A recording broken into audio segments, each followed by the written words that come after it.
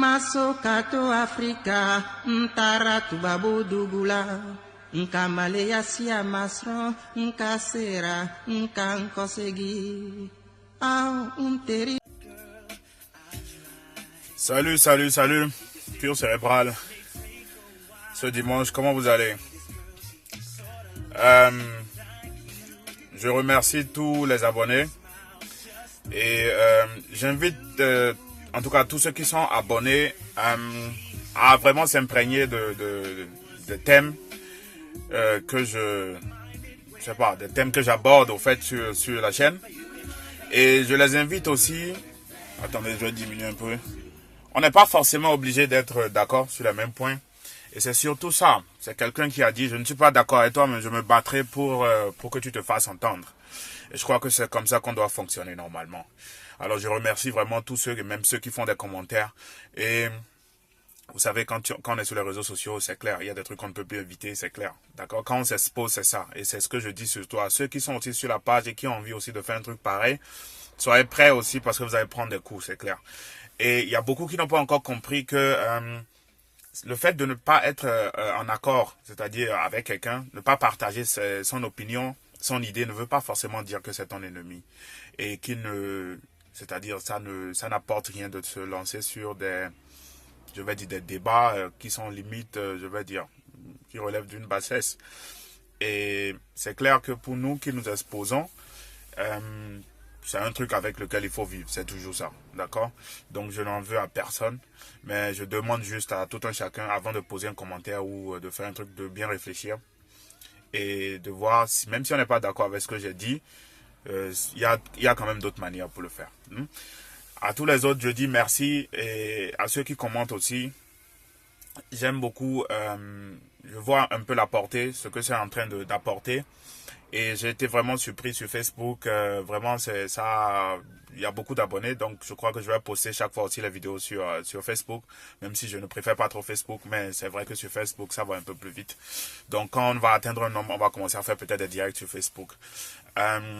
Donc voilà pour la première partie, ça a duré un peu, mais vraiment je voulais vous dire merci quoi. Donc on va toujours continuer à débattre des thèmes positifs, voir comment créer des réseaux ensemble, nous qui sommes ici, et voir comment on va s'entraider pour faire sortir lentement ce continent de l'état actuel. Et croyez-moi, c'est pas chose impossible quoi, c'est pas vraiment impossible, c'est possible. Et je vois le dynamisme de la jeunesse aujourd'hui qui ne fait que me conforter dans ce que je suis en train de faire. Je vous dis merci.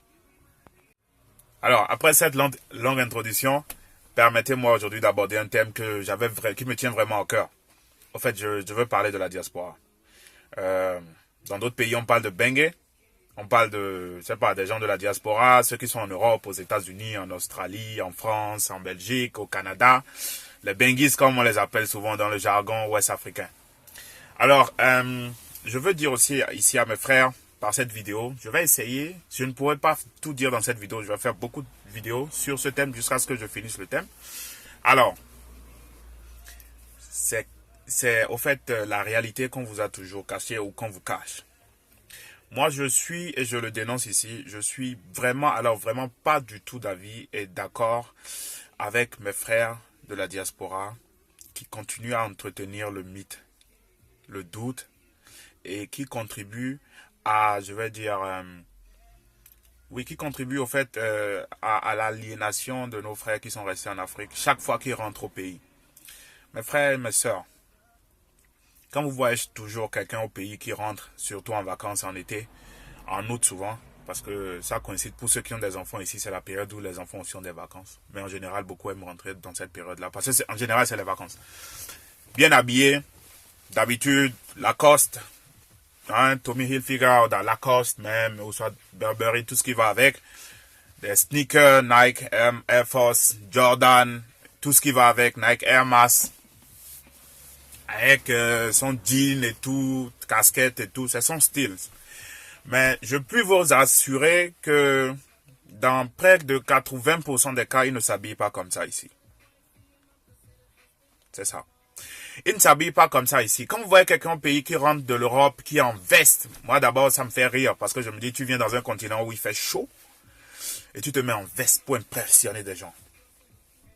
Alors j'ai compris que ces personnes, à un moment donné, éprouvent le besoin de se sentir important. C'est aussi un besoin d'un homme, d'un être humain dans une société, mais c'est pas forcément la réalité. D'accord? Actuellement, je vous parle, il y a la neige partout. Je ne sais pas si on peut voir. Ouais, c'est trop blanc. Bref. Ici, c'est toute une autre réalité. Alors, d'abord, il faut commencer par comment est-ce que les personnes viennent ici. Pour venir ici, soit tu viens dans le cadre d'une formation. Là, c'est clair que tu vas retourner. Soit tu viens en tant qu'étudiant. C'est ce que j'ai fait. Je prends le cas que je connais, c'est l'Allemagne. Il faut déposer de l'argent sur un compte. Et c'est ça qui te donne l'accès à un visa de 1 an. Alors, tu as 1 an pour 8 000 euros. 8 000 euros, ça te fait normalement un compte bloqué à la Deutsche Bank. C'est la banque allemande. Et on t'autorise seulement à dépenser 650 et quelques. C'est ce que tu dois dépenser. Tu paies l'assurance, maladie.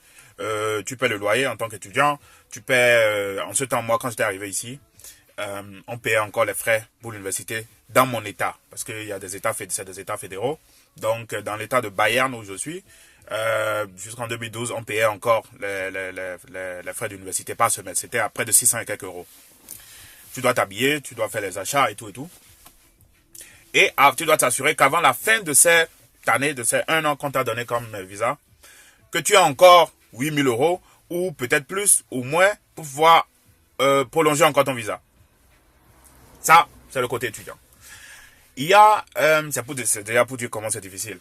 Et maintenant, il y a ceux qui viennent ici en tant qu'exilés politiques. Il y a des gens vraiment qui sont, vous savez, le système en Afrique, comme je l'ai dit dans l'introduction, nous sommes encore à l'étape où, excusez-moi, c'est un peu beaucoup d'animosité.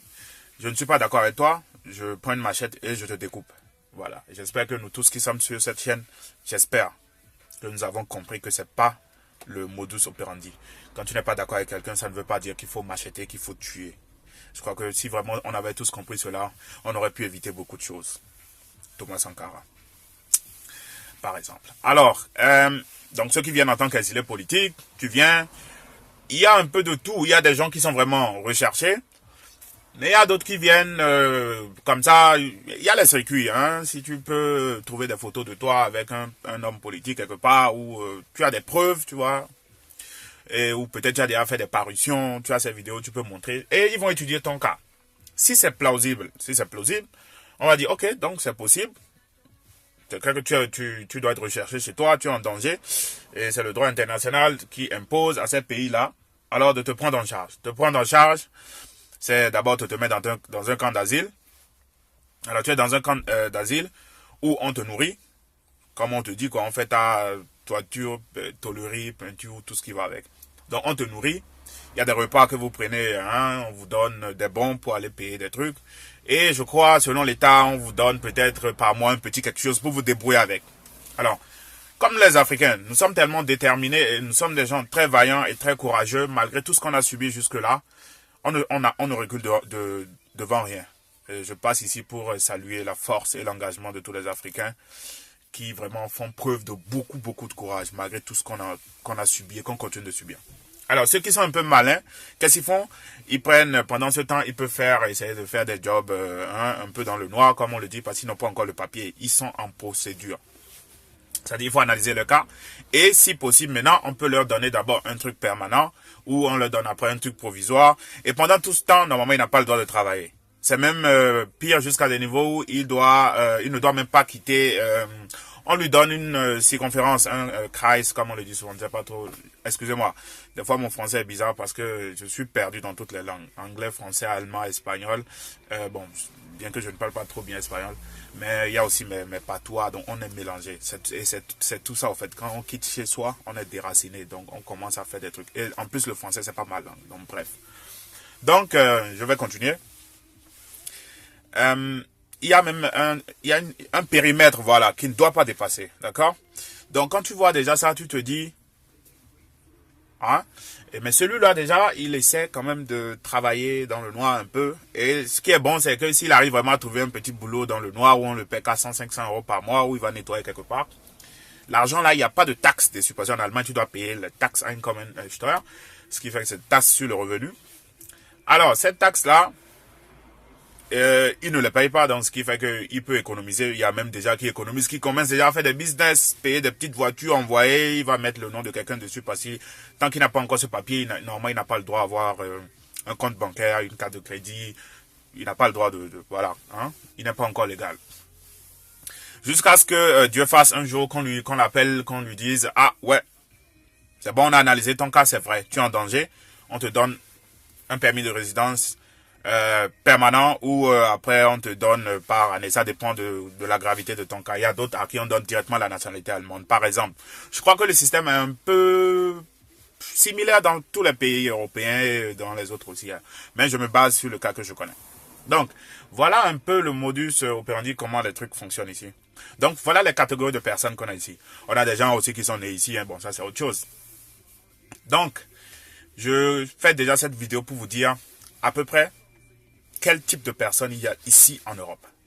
D'abord, on récapitule. Il y a ceux qui sont venus ici pour raison d'études, qui ont fait des études, qui peut-être après les études ont trouvé du boulot, qui restent. Ça dépend aussi de ce que tu as choisi comme filière. Il y a les exilés politiques, j'ai donné les cas. Et il y a finalement ceux-là qui sont venus, bon, malheureusement, hein, par la mer ou je ne sais pas. Eux aussi, quand ils viennent, toujours, c'est sur le plan humanitaire. Donc, ils sont considérés d'abord comme réfugiés parce que c'est parce que ça ne va pas qu'il est venu, qu'il a pris tous ces risques. Donc, quand il est déjà là, donc voilà aussi ce processus. Il faut étudier tout ça et donc ils sont tous dans le même panneau. Donc, voilà d'abord les causes ou je vais dire les classes de personnes qu'on a ici. Et je profite déjà pour dire à tous ceux qui se posent la question comment on peut faire pour venir en Europe, comment on peut. Voilà un peu les moyens qu'il y a. D'accord? Je n'encourage personne à quitter le continent. Je ne défends aussi à personne de ne pas quitter le continent. D'accord? Il faut qu'on soit clair là-dessus. Donc cette vidéo, je vais la faire courte, comme je l'ai dit. B à bas, quels sont les genres de personnes qu'on a ici? Je viens d'expliquer. Si j'ai oublié des trucs, vous pouvez les mettre en commentaire, il n'y a pas de souci. Dans le cas contraire, rendez-vous prochainement pour la vidéo où maintenant je vais parler de chaque type de personne et de à quoi s'attendre de ces genres de personnes. D'accord? Parce que je crois que c'est très important que vous compreniez ce qui se passe ici. Il ne faut pas qu'à chaque fois on vienne, vous voyez des gens qui arrivent, qui ont des accoutrements bizarres et qui se jouent c'est vraiment des gens qu'on ne peut même plus approcher. Ils sont tellement dangereux, c'est-à-dire des boss, quoi. Donc, il faut qu'on démystifie tout cela. Parce que c'est ça aussi qui fait que des gens sont poussés à même se jeter dans la mer. Parce qu'il a vu Paul qui est revenu la fois passée, mais Paul qui est rentré, il est parti, ça ne fait même pas encore 2 ans, il revient, mais attends, c'est les bling-bling, les trucs comme ça. Donc, on a commencé la première vidéo. Je vous ai dit quel type de personnes il y a ici et comment est-ce qu'on vient ici. Déjà. D'accord? Bon, peut-être j'ai oublié, il y a ceux qui ont les réseaux où ils font les faux passeports ou les trucs où on te dit, par exemple, normalement tu viens faire une formation, bien tu viens assister à un séminaire quelque part ici. Et quand tu viens, tu te débrouilles, tu as un visa de 2 semaines, et viens-tu. Tout ça, c'est après, la finalité, c'est pour aller demander l'asile.